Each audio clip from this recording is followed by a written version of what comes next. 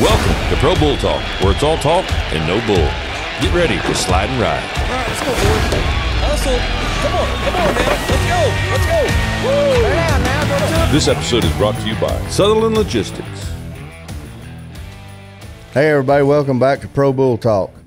Today, as like normal, we got Brandon, we got Blake, and we got Briar here today. I finally talked my good old buddy into coming on. He's a guest today. I met him way back, and I'm probably going to tattle on our age, but I was probably 8 years old, which is, I'm not even going to go there, but way back at San Antonio Fat Stock Show. A good friend of mine, great bull rider, and even better stock contractor, and one of the very few true bull men of the sport, Mr. JD Nix. JD, glad you're on, buddy. Well, thank you for having me. You don't have to talk me up so good, but I appreciate it. Yeah, that's why I love him. He's pretty just low key. But you remember back in old BFI days down there when your daddy did the steer riding at San Antonio? I think that's the first time we ever met. I think so. Yeah, and me and you and your brother and several of us that were that caliber got on way younger than we were supposed to. Yeah, they snuck us in, and we had stuff that bucked down there, and is good. Yeah, it's fun. Yeah, that was back in that was back 80, 85, 86, 86, somewhere in there, I think, because we had met. We went to Lane School, so we kind of got to know him a little bit, and we happened to see him down there one time, and he was out, and somebody had stole his billfold, and all he wanted was $100, and he had an extra pair of chaps. And my dad and JW bought them maroon chaps that Lane had and give him $100 bill so he could get to the next rodeo. And that's the first place I ever met Leon Coffee too. So, but I met JD and his dad and them, and they always put on that was sponsored by what was BFI dumpsters or something. Yeah, and HEB was there at one time, and BFI, and it was a good deal for the kids. It sure was. I say for the kids, for us, because I think it paid $500 to win it, and we were 10 years old. Yeah. $250 to win second or something. I was. Didn't they give away? They give away scholarships too. You win $500 and like a $5,000 scholarship or something. Yeah. It was a good deal. We thought there'd never be another broke day. Funny, I said that earlier. Yeah, you did. You can tell me and him come up in the same era there.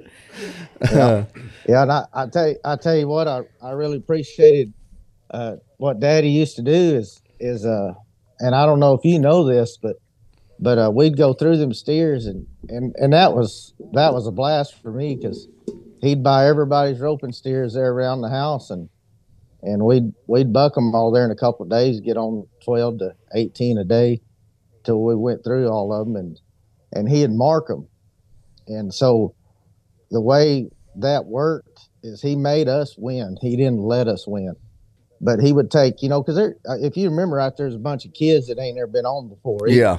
Yeah. Well, he'd put them steers that didn't buck in for them and make us draw the ones that bucked, the guys like us that sure rode, and I remember he dusted my ass one time there on probably one of the rankest animals I ever got on. But that was just part of it. You know?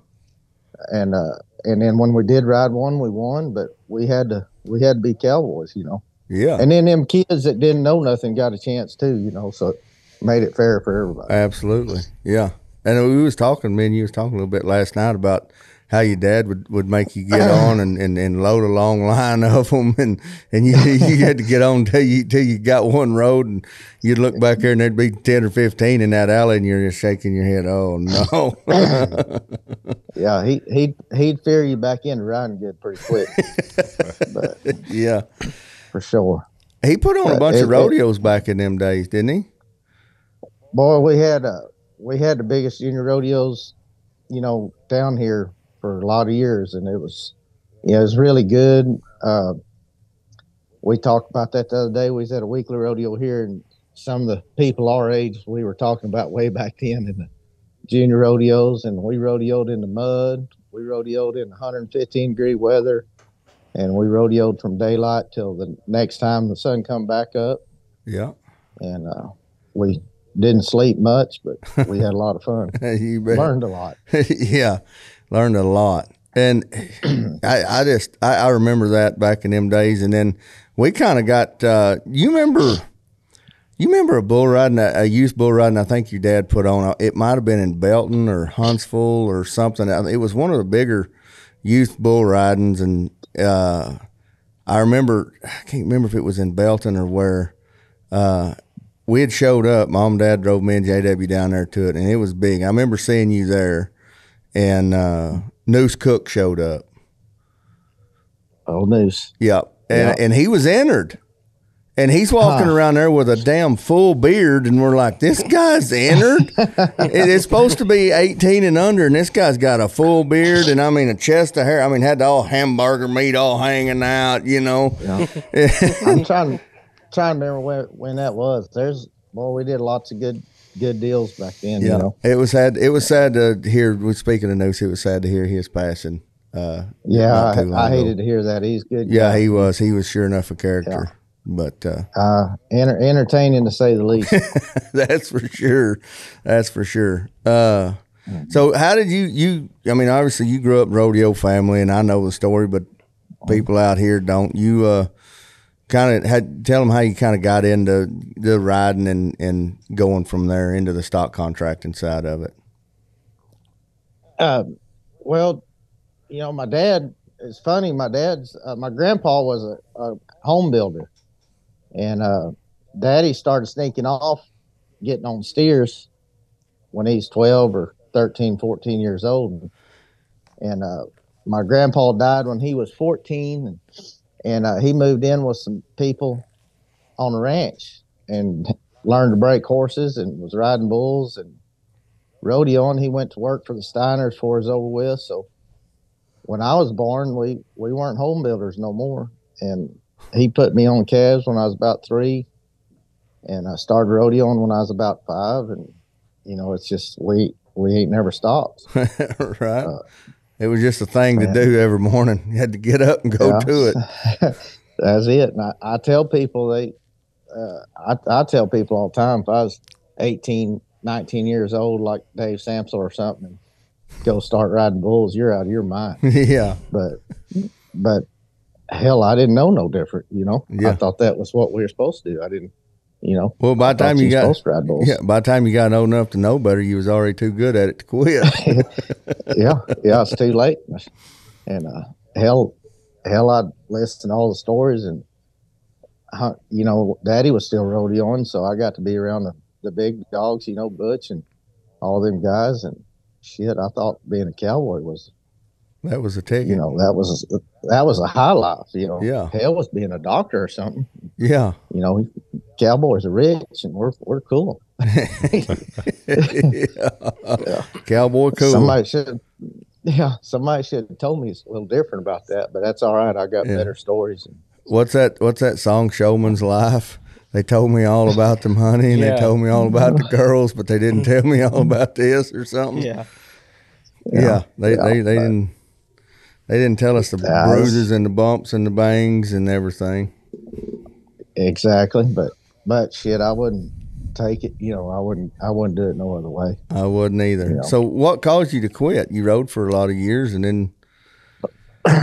Well, I was there in my mid-20s or later 20s, I guess, and my hands started hurting really, really bad, and it got to where I couldn't hold on my rope, and I didn't have no strength, and I went to see Tandy, and come to find out, I'd broke my wrist and my hand at some point in time, which when I thought back of it, I'd know exactly when I did it. It was on one of Daddy's bulls at a rodeo. I was the first guy to ride that bull, and I'll never forget when I got off, my hand hurt like hell. You know, sure, big old school Charlet yanking. Oh, you know, yeah, big stout suckers jack you up on your hand, you know, but I just remembered that had to be it, because my hand and my wrist hurt for a month. Boy, you didn't go to the doctor back then. No, you know, you didn't do all that shit. You put some tape on it and kept riding. And but anyway, he told me I broke it, and I had bone spurs growing in there that was causing all the pain in my tendons. And So he said, I can give you a shot and you can ride till you can't stand it no more. But you got to have surgery, but you can't screw it up no more, you know. So I did till I couldn't take it no more. And I went and got it fixed. When I come back, there was no place to practice around here. Well, around close. So I'd had some kids that I'd been in my clinics that were trying to rodeo a little bit. And, we all used to go to the same place, and you know, like I said, that wasn't there. And I called Cody Haynes and I said, "Hey, I need some bulls to get on." He said, "Well, come up here and get them."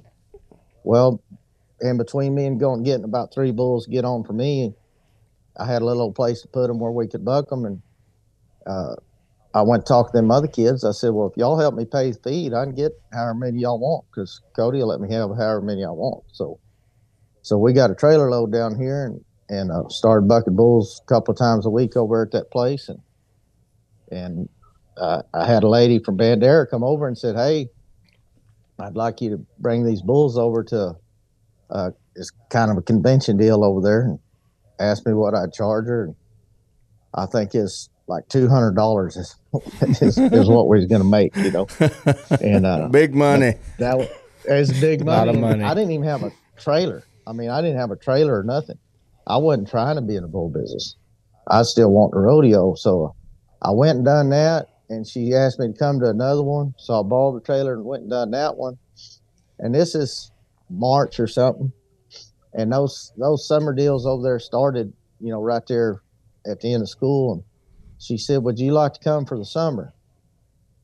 I said, "Well, if I can find somebody to loan me a trailer, I guess I will." And before it's over with, I mean, I kept, you know, because people that knew me that put on bull ridings, and they knew I had some bulls and they were good, and they just kept calling. And before it was over with, I was busier hauling bulls than I was riding bulls, and just kind of went that way. Yeah. So that's, you know, and that's funny. You talk about the injury, you know. Hey, we get a lot of guys on here, and I always ask them, "So how did you know when your career ended?" And I guess Justin McBride might be the only one that quit without an injury forcing him out that I know of. Right. Everybody, there was an injury or something that caused them to get out. It wasn't because they got tired of riding bulls, because I think once you're in it and you're on it and you're about it, you're just hooked. It's just something in it. You can't get enough of it. It's a natural drug. It's the adrenaline, the love of the sport, and everybody gets that. That's how. So all you young bull riders out there, Briar, chances are the thing that's going to push you out of riding bulls or make you stop is going to be an injury. What injury that is, we have no idea what that is, and it's up to you young guys to roll the dice, see where that's at, because not everybody can be a Justin McBride or somebody and go win a couple $1 million or $5 million in their career or whatever, and step away from the sport at the top of their game. He was at the top of his game, and get away. I think at the time, I thought he was, and JD, you can kick in on this. At the time, because you was hauling bulls and stuff to the PBR then, I thought he was crazy. I thought he had left. How much money do you think he left on the table? I mean, he just walked away from. I mean, because I think he had a couple other at least 2 more gold buckles in him possibly. He left $2 million or more left on the table and just walked away. I think so too, and I mean, but he's probably one of the smartest guys I know. That's what I was getting at. I was like, you know, at the time I thought he was crazy leaving that kind of money there, but to be able to walk away with your health and be healthy, and then roll right into his broadcasting and everything that he's doing now, hey, my hat's off to him. That's that was probably the smartest business move I might have ever seen in the PBR or in rodeo period, really. Right. Well, and that's me. You know, I still rodeo some. And it is funny, they used to give me a hard time because, you know, back then, most of our stuff was just during the summer. So come fall, I'd go nuts because I wasn't at a rodeo somewhere. Yeah. Well, hell, I started entering again, you know, and I just got to where I wasn't confident in my hand at all. And I could go win a little money, but I couldn't rodeo, you know, to go win a world championship, you know. Yeah. And so as the years went on, it just kind of, you know, we got busier with bucking bulls, and so the good kind of the good Lord took care of me and pushed me where I needed to be, Yeah. And but if, I mean, like I said, Justin's smart and he's strong, because if I thought I could, I'd go right out here in the backyard and get on one right now. Oh yeah. I mean, I miss it terribly and love it. Yeah. All day long. I do too. And I put on a few bull riding schools every now and then, and kids always try to get me to get on one, and every now and then I think the last time I got on one, I think I broke my tailbone and I got off on my feet. That's how old I am and brittle, so I know better not to do that no more. So Cody Custer wears me out, because I see him do it all the time. But hell, he still looks like he did when we were 22. Yeah. I don't know. His wife must not be able to cook very good, because mine can cook. And biscuits and gravy stick to my belly now. That old sticky ribs gravy. Me and you's, like they said, we got 30 or 40 pounds and ain't never seen a bucking bull. You ain't a kidding. Yeah. Yeah. Well, let's take a quick break real quick, and before we get started into this, and we'll give a break and talk to our sponsors. This episode is brought to you by Dennis Davis Bucking Bulls, Glory Ranch, Sutherland Logistics, Blake Skaggs Bucking Bulls, and Crenton Stitch Company. Yeah, and and that's the thing. Cody Custer, some of them guys still got that old high metabolism. When I got hurt, it's definitely something. And it probably had a lot to do with my wife's cooking too. But my metabolism just slowed down. I got hurt after I won the world. I got hurt in 2000 and was down pretty much till like 03. So 3 years there, I only rode I think the longest stretch of period I stayed healthy was like 6 months. And then I'd get hurt again and be down for 3 or 4 months. And I'm pretty sure my metabolism packed its bags and said, "See you, buddy, I'm out of here." And it didn't matter. And I tried working out some and getting back, and that was never for me. I guess I thought I was Booby Miles, and this shit was God-given. And, well, I'm going to tell you how bad wrong was I. So to look back on that, I wish that's my only thing that I wish I could go back and change is – I wished I had more of a workout regimen before I won the world title, and have that already ingrained to where I was already used to it. So when I got hurt or whatever, and it would have been easier to work out instead of when I just had to work out. Because I'm the type of person, if you tell me I have to do something, I'm going to tell you, no, I do not. I don't do well with, superior acting people or authority figures. I don't do that. I tend to push back quite a bit. But so when they tell me you need to work out, I'm like, no, hell no, I'll be all right. I'll work out outside. I'll work outside, but that didn't work out very well. That's the bad part for me. When we had all them junior rodeos, and of course I roped and everything, and we was always tying down calves and feeding, and shoot, I was in really good shape just because of what we did, Mm-hmm. Well, then I went to rodeo and I had to work out. I did some, but I couldn't do like these guys do now. I mean, and I remember I was about 38, and there's these bull ridings around here. They's just giving away money right and left, and I wanted it so bad. I started trying to get in shape. I quit drinking beer. I was jogging. JD. It took me 3 months. And I was still needing to lose 10 pounds, but I was, starting to ride, getting my stuff back. And I pulled my groin a little old bull riding, and like in 2 weeks, I gained 10 pounds back. It's like, man, this is too much work. I'm done. Yeah.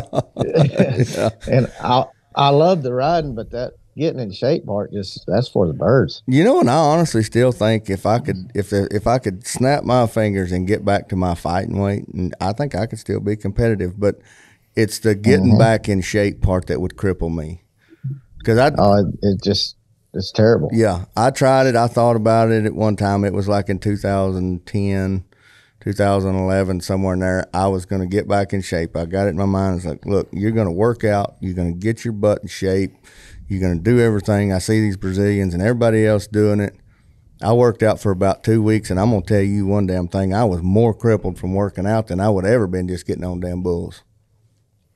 Yep. Just all, Yep. and I guess it was all them old injuries maybe coming back and flaring back up, and my ankles are swelling up, my knees are as big as a damn house, my back is killing me, them slip discs are firing off and telling me all about it, and the shoulders and the biceps, and I'm like, this ain't where I just, I'm gonna go get a job.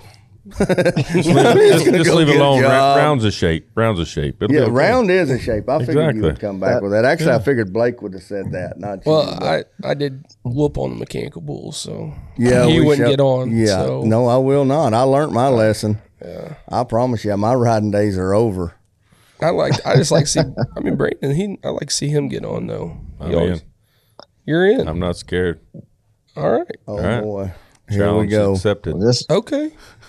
Challenge That accepted. escalated quickly. So you was hauling bulls around, and you got to go to Bandera and do the summer series and do all this stuff. And I know you had a pretty successful run with PBR at the Cowboys Dance Hall in San Antonio. I know our buddy Bo Davis. Correct me if I'm wrong, but I think he had you in the back pens and bringing bulls at the same time. Yes, sir. Bo's a good guy to get in with. He's one of the coolest dudes ever, I think. And but you got in with him, and didn't that help get you to start into the PBR, really? Yeah, it did, and I started helping him, and which a lot of people ain't figured out. Man, how'd you do that? How you get in with Bo Davis? I said, well, Bo Davis used to fight bulls for Daddy, so and he's not my blood brother, but he's my big brother. Yeah.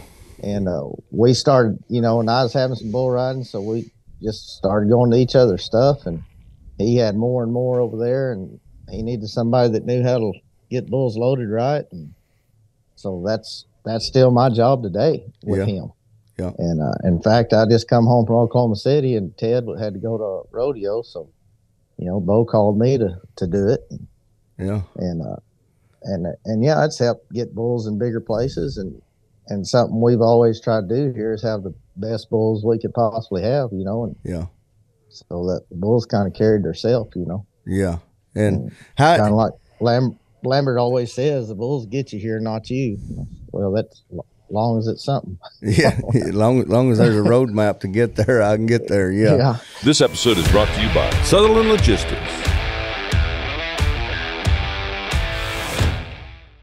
All right. Hey, so you loaded a lot of bulls in a lot of places, and back from when you first started loading bulls at rodeos and sorting them back pens and stuff, how's it got? Hey, I'm sure it was a lot different and a lot more controlled at Oklahoma City from where it started.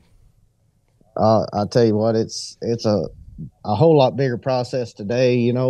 Back when we was putting on rodeos, I mean, we had a pen of bulls, and very seldom. Daddy did have one bull that would just kill anything that you had to keep separate, but he just stood over there with the calves or the broncs or whatever, but you loaded bulls, and every now and then we load them in order for production, or the short round, or and at the pro rodeos when we went with Vela, we'd load them in order, to buck them, but still is all one pen of bulls. There wasn't 18, 20 contractors, and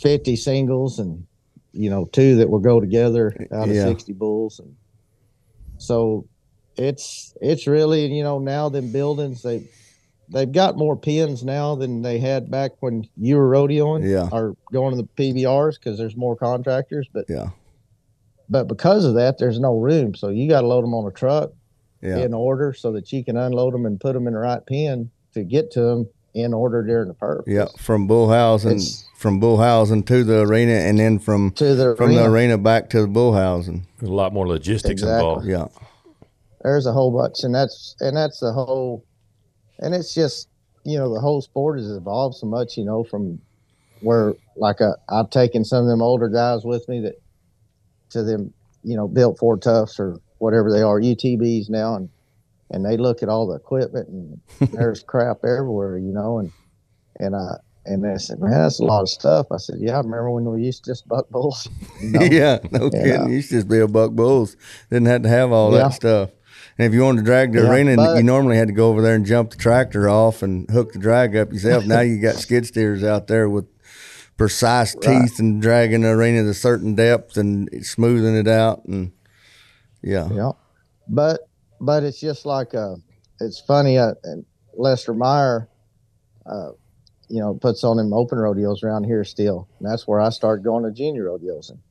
And one time I seen him in town, he said, and we was talking about feeding bulls. Well, he's still old school there. They're turned out, and if it's raining, they're big and fat. If it's not raining, they're just getting by, He says, well, I don't understand how y'all pay to feed them bulls every day. I said, well, Lester, I'm trying to get $500 to $1,000 an out and sell a $50,000 bull, not get $20 an out for a sell barn bull. And that's sure changed when Daddy had bulls. I mean, they stayed in the pasture, and when they're up in the pen, they got cubes and hay. And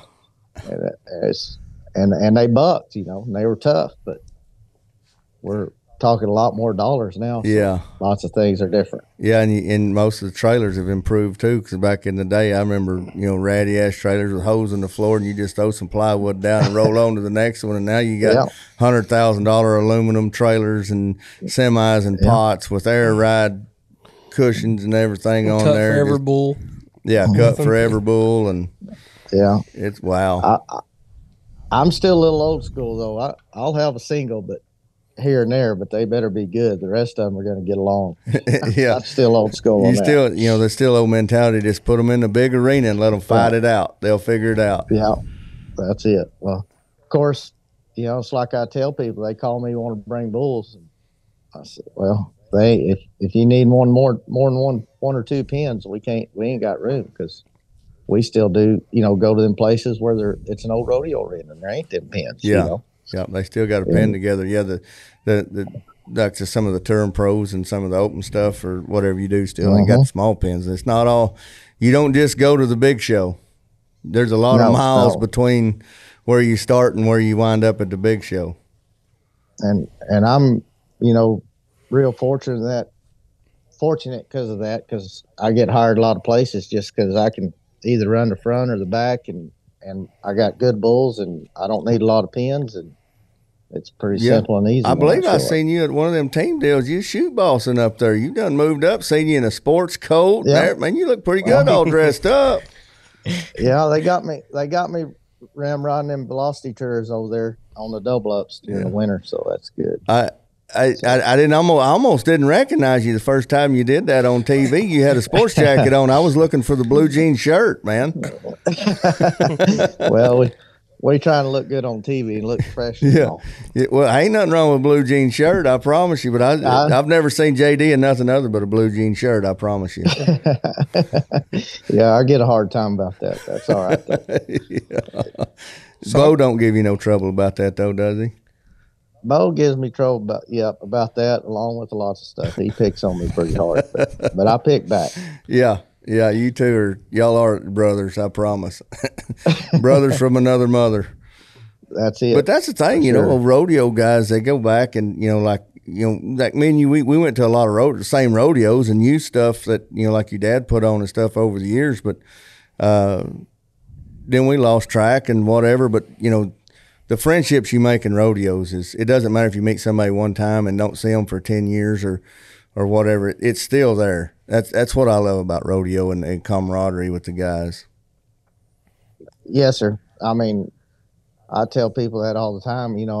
I don't think I would ever be homeless unless I just, got off into dope or something. But yeah. I can go anywhere in this country and have a place to stay. Hell, Australia, Brazil, it doesn't matter. All I got to do is make one phone call and I'll have a place to stay. Yeah. And something to eat. That's the great thing about rodeo, man. It's all one big family, really. Yes, sir. Yeah. Good people, and do anything for you. And me and Blue Bryant rodeo together, and looks like some of them old rodeo injuries are showing up on you there. You can't get comfortable and can't sit still. You all squirming. You like me. I got old bad back myself. Yep. No, sitting still ain't good for very long. So how many did you get to take to Oklahoma City? I just took 4 up there. 4? But, yeah. Which I wasn't supposed to take more than that, and Oklahoma City, you know, that's the central That hub, is so that is bull country. Far, you know. Four for anybody, and I don't care who it is, or the big guys or small guys or whatever. 4 bulls to be able to take to a premier event in bull country in Oklahoma City that's saying something. You got a pretty stacked trailer. Yes, sir. I mean, well, we're trying we're trying to find some better ones all the time. We'll pop up with some more for it. So I bet we yes, sir. How many bulls you got at your place right now? Right now here at the house, I've got 22 or 3 and some calves, and I've got about 15 standing in the feedlot over there. Now, you don't just take bulls to, handle big bulls. You still do some ABBI stuff, and you do any fraternities? Yeah. I know you do some classics or derbies, I think, don't you? Yeah, we do a few, but we're sure enough. If we can't win, we don't leave the house, and we've had some nice calves through the years, but just we're still looking for that stinger, that one. But yeah, that one. But we go to a handful of them, but if they ain't gonna, it's so dang tough right now and so much money. If they sure ain't gonna place, we just wait on them till they're big enough to put a rider on. Yeah, I'm telling you. But we're still going through a lot of them calves, and we've got in a little more on taking in them babies and trying to see if we can't make something of them as a fraternity calf.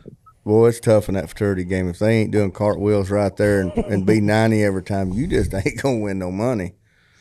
Exactly.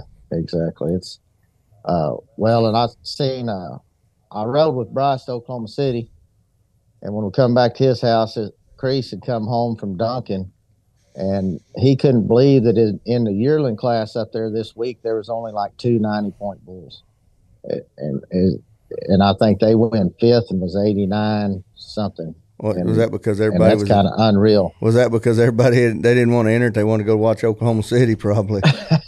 Maybe so. I don't know. Something. Wow, that would have been the one to enter, but I don't even have a calf that'll do 89.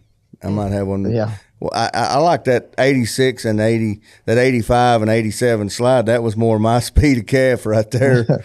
Yeah. I'll tell you the bad part. That's the dang hard though.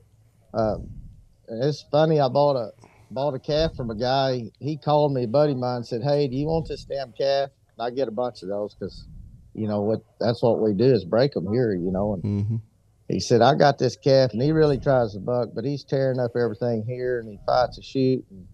And he was just a coming 2-year-old at the time, and I said, "Well, he was cheap enough." I said, "Sure," and he's pays. I mean, really bred good, back to Page's stuff and bucks. And I mainly seen the videos. I mainly seen him being a big bull. Yeah. And that I could make money on. So we buy him and get him home, and I mean he was mean and just pain and trying to go through fences and tear up shit. And we got him where you kind of handle him, and so the first one of those TBBA deals we took him to, we entered him in the 87 slide or whatever they call it, because here at the house, he's a 21 1/4 bull, point bull. I mean, every trip, that's all he was. Just a jam up good bull. Well, old Billy Saunders and them was working up there, and I said, "Hey, whatever y'all do, y'all keep this bull with them other calves as long as you can." And the only reason we were entering him is because it was, pretty reasonable to do it. And trying to break him, because I was never going to break him if I didn't take him to town. Yeah, absolutely. And I said, "I'm telling you, do not separate this calf till you got to." Well, they did, and they said, "Damn, we should have listened to you." I said, I was trying to help y'all. That's all I can say. But I'll be damned if we didn't buck that calf and we didn't win no money in '87 because he's like a 22-point bull that day, and then we ended up winning placing at several of them deals in the regular fraternity because they was marking him a 22 every week. That gum. Shit, I just need to bring him to town. Yeah. buck better. Yeah. You know, and that's funny too. There's a lot of bulls that know they get, I guess, burnt out or homesick, whatever. They don't really, you know, they get tired of one arena or sire of one arena, and they just don't really buck a whole lot. But you put them on that truck, pour some diesel smoke in them, get them down there, and run them in there with the lights and the music and everything, and it brings their adrenaline up too, and they buck better. They perform better sometimes, and sometimes it goes the other way too. But sometimes, you know, but that's what I miss about that bar. You know, when we had Cowboys over there, it was so loud in there and tight. And you'd sure tell one that wanted to do better in the lights, and you'd sure find the ones that couldn't take it real quick, because that was, I mean, it was hard on the bull.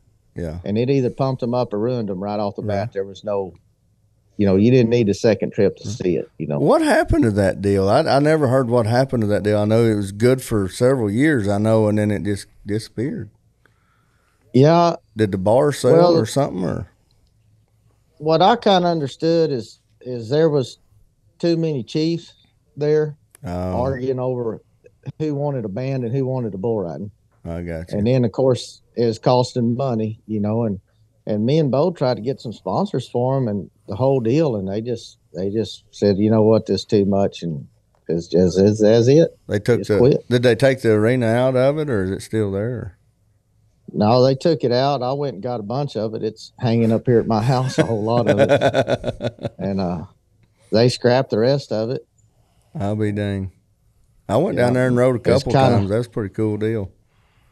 Yeah, it was a sad day for me, because I was one of the first guys getting on there and the last guy to buck bulls there. Wow. So, yeah, that was a pretty good deal. And that was a good spot for them young guys, because, I mean, that was really centralized for that South Texas region, because you get all them guys, you know, from Houston and, of course, San Antonio, Austin, even guys from Fort Worth, and everybody'd come down there and go to that thing. Yeah. That thing was cool. Yeah.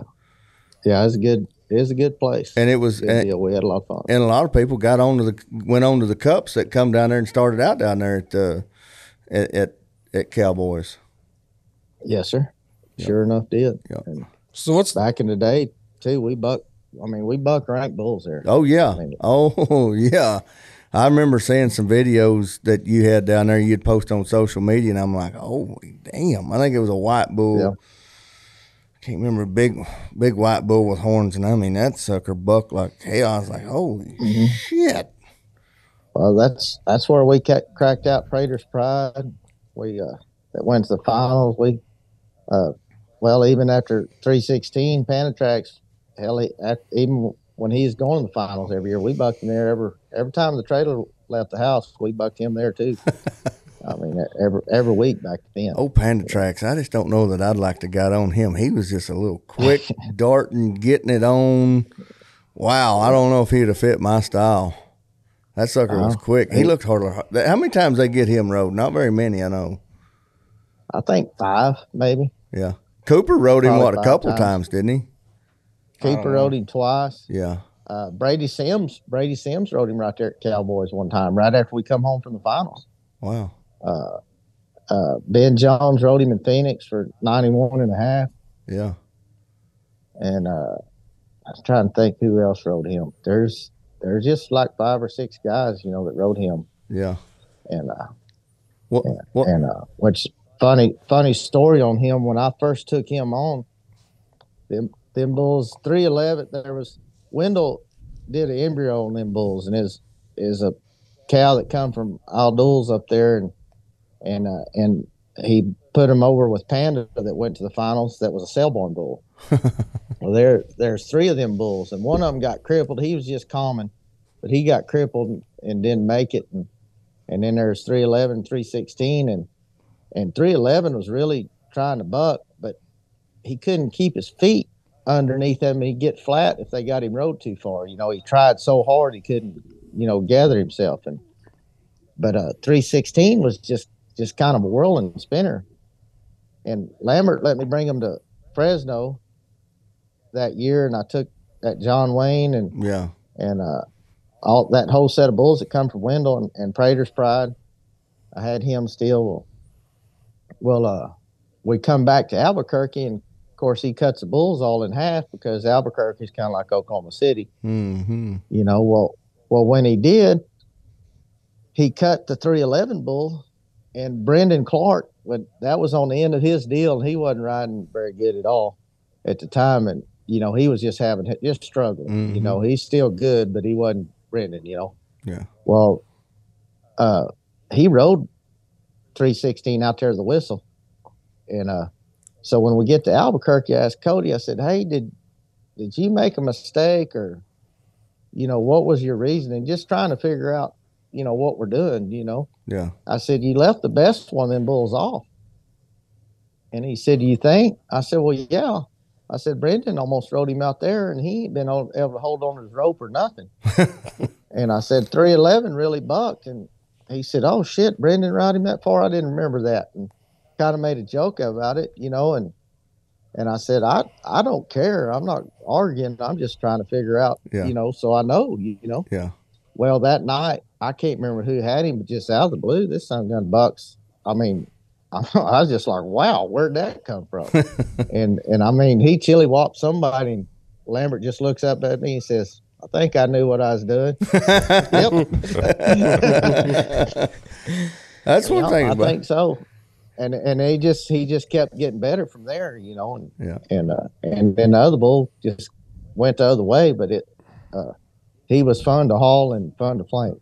You know, as long as I wasn't getting on him, like you said. Yeah, I don't think I'd wanted on him. He wouldn't, you know, if they didn't have the draft when I was getting on, but I don't think I would have reached in there and grabbed him very often if I was in the draft. Yeah, JB got on him somewhere one time, and I don't know if y'all have seen that, but he did chili whop him and smoke him, and I mean, hurt him pretty good. That's where he run him off his rope pretty bad and then slapped him on the ground and then freight trained him, wasn't it? Yeah. Yes, sir. Yeah. He would run over your ass. Yes, too. he would. And so every week I'd give him a hard time. I said, you gonna pick that little bull? Hell no, that's something that hurt me. I ain't getting on him no more. I ain't getting on him ever again. Of course, I was always trying to get Ben or JB or Cooper or one of them to pick him instead of the Brazilians. Yeah, no kidding, because he was pretty small. Dodge him. What did he weigh, 1350 or something? Barely, soaking wet. Yeah. And that bull's funny. He became a single. We were talking about it because he's had such a personality. And he used to be with all the other bulls, but he just got to where he's poor as hell because he would go and eat a bite out of one trough and it was like he's sitting there bullshitting with that bull, you know. And then he'd go to the next trough, take one bite while they're all eating, and he's just bullshitting, you know. So I pulled him off by himself, and I fed that bull everything he would eat, and he wouldn't eat as much as them other bulls would eat, and so he just stayed the way he was. But it worked. It didn't matter. Huh. And I mean, he had every Brazilian there was. I mean, and he took them all. You know, yeah, he sure did. And I guess the last time we bucked him, that's when he got rode. The only one he had thrown Joe Al off before. And Joe Al had him at the finals the last year, and the last trip we bucked him, he's like 84.5, and that's probably the worst day that bull ever had. Yeah. But where's that bull at now? Is he still alive, or did he pass? Or no, he's buried right out here in my front yard. I like that. We had him on cows, and he got messed up in his ass end, and I had to put him down. I'll be dang. And about 2 weeks after Linda Munson told me that bull was all mine, she said, he's yours now. And I had to put him down. So, dang. Did you get any calves out of him? Yeah, and he was not a producer. No. No. I sold I think 2 heifers to one kid, and Crease Cooper bought 1 heifer, and we just sold a heifer to a guy that we got couple of calves that's pretty nice out of, just nice calves, but none of his bull calves done anything. Yeah. Now Jerry Beavers bought the 311 and has had some decent luck with him. Yeah. And which makes no sense because they're embryos, you know, they're full brothers. But I'll be dang. But that's crazy. But yeah. That's the way that old dice rolls. We spent 2 years breeding to him, and it didn't pan out too good. But that's part of it. What's the best bull you're hauling right now? I think the best bull we got right now is Moonwalk. Moonwalk. And then that X17 Moonwalk, and then Bison that went to the finals this year that we raised, and I guess we're kind of partial for him, but he's not the rankest bull we've ever had, but he's probably as solid and got the biggest heart that we've ever seen. No, I hadn't seen anybody really ride Bison. Did they rode him, or because he bucked everybody off like right around the corner almost? Yeah, they rode him just a couple of times, and and I thought they should have. And then they rode him. They rode him this week in Oklahoma City, but that guy hung on the side. He's like 75 points. Really? And they should have marked. They should have marked him at 21.5 all day long, as far as I'm concerned. But he hung on. He didn't even make first round. He's hanging on the side. I as a young kid, I'd never seen before, but and I couldn't tell you what his name is right now, but I guarantee he's going to be around the stake. Cause got a little grip. I mean, he looked like shit, but most of them guys would have checked out, and he never let go. He's hanging off side upside down.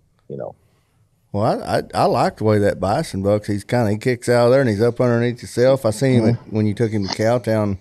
I don't know, 2 or 3 weeks ago, I guess, or something. I seen it on TV. I was watching, and man, he's up underneath himself and gets going. And I'm like, well, I like them bulls to come back underneath me. It kind of kept me on my rope. Right. And he looked like he'd be one. He'd be one of them I would pick out of the draft, I would think.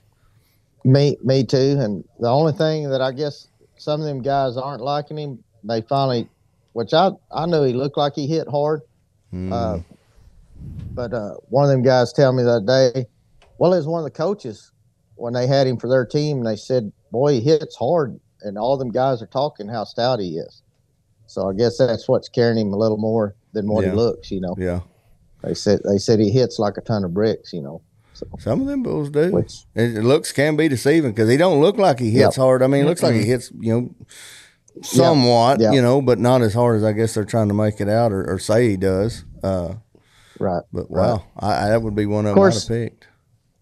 Of course, I think, it's different there. I mean, guys ride a little different now, but I always liked them bulls, like you said, that back underneath themselves. I mean, that made it easy for me. And just them guys are riding, they're trying to ride them 23-point bulls that, and they don't know to push, on them backing up bulls the way we did. And enjoy it. I mean. Yeah, it's kind of a free ride. You ain't got to chase that front end near as much when they come back underneath you. You can just stick your chest out, shove them hips, and get around there and make it happen. Yeah, it kind of always reminds me of, remember when Gaffney rode a little Yellow Jacket? That day, he left the chute with his chest about to pop out of his vest and his arm just straight and just nodded like that and never lost that hold. Yeah, had his old chin on buried up like that right there. Yeah, and just because that's all you had to do is just be able to push harder than he was. Yeah. You did the same thing on Yellow One. Well, yeah. Yeah, he was another one. Yeah. He didn't back up as bad as Little Yellow Jacket, but he's same. Yeah, kind of the same deal. Yeah, he's principle there. Yeah. He's bigger and stouter though. Yeah, a little more under him. Yeah, I think you put a hole in him though. Maybe. I tried. Yeah, they didn't let me get on him but once. I seen you put a hole in more than one of them. I can only imagine. I don't know, but there's a video out of me getting on one of your bulls at Wimberley one time, and it lasted about 3 seconds. It wasn't very cool. I keep trying to get them to delete that damn video. And it's posted on there. 3 second Cody Hart, 3 second ride, Wimberley, Texas. I'm like, man, we need to get rid of that. Is that when you tried breaking back out? No, well, it was towards the end of my career, but I was fat and I shouldn't even been entering. But I still thought I had it. I had it here, and I had it here. I just didn't have it physically wise. But yeah, that made me. I felt like about this damn tall. Hit the ground. Bo built it up. Had the damn announcers build me up and everything. It was a black white faced muley, and I mean that sucker just leaped and turned out and just turned sideways, and I ate dirt. Yeah, I'm trying to remember what that bull's number was. Big old hard to ride something. Yeah, had springs on his feet and like to turn sideways and. It wasn't. It didn't pan out for me at all. I was completely disappointed in myself. I always hated them replays like that. Yeah. I had one time at Mesquite up there. I had a bull that come from Andrewall's over in Bandera first. We bucked him a few times at our rodeos, and then Lester ended up with him.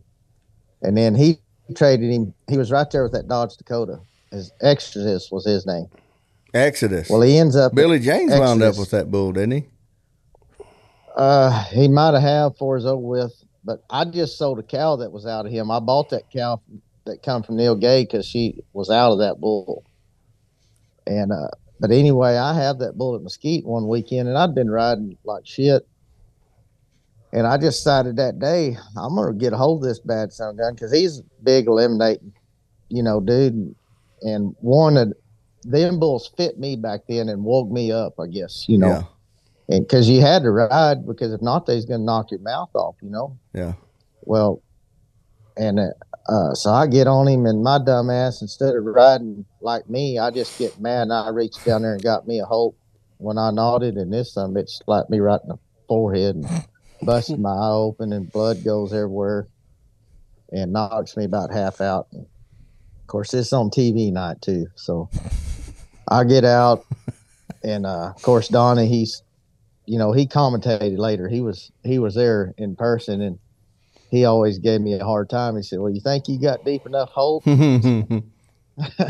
Yeah, I kissed my ass. I know what I did. About the time that somebody hit me, I knew exactly what I'd done. Yeah.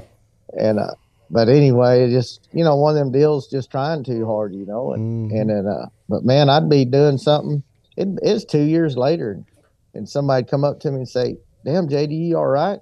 I said, "Yeah, I think something wrong." Well, we seen you last weekend get hit in the head and knocked out at Mesquite.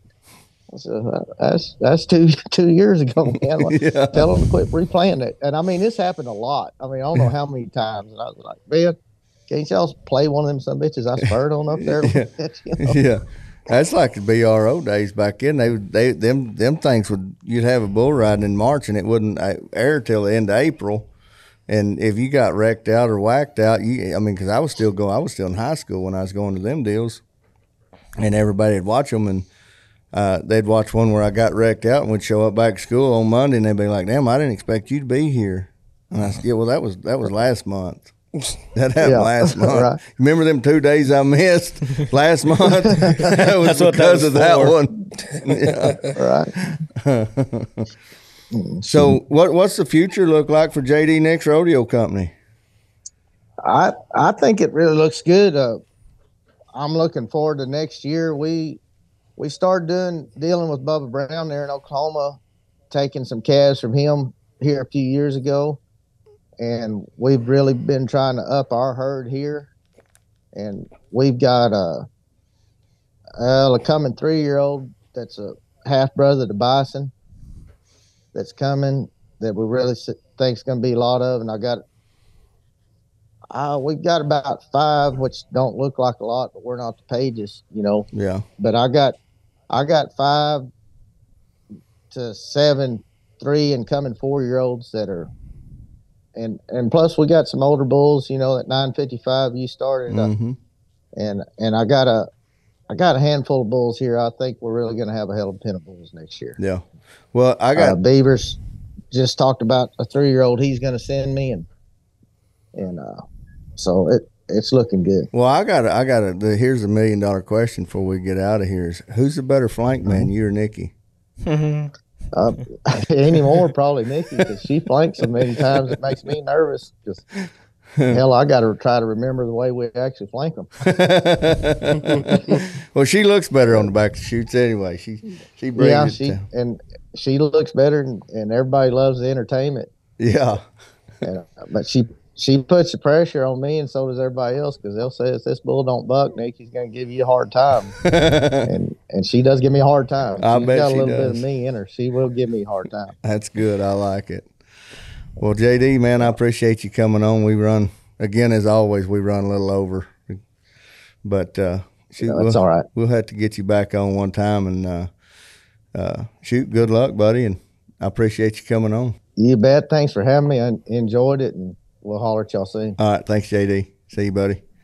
Hey, guys, if y'all like this episode, go watch us and follow us on all social media platforms and podcast platforms, wherever you can find us. And give us a like, give us a listen. And as always, we'll see you next time.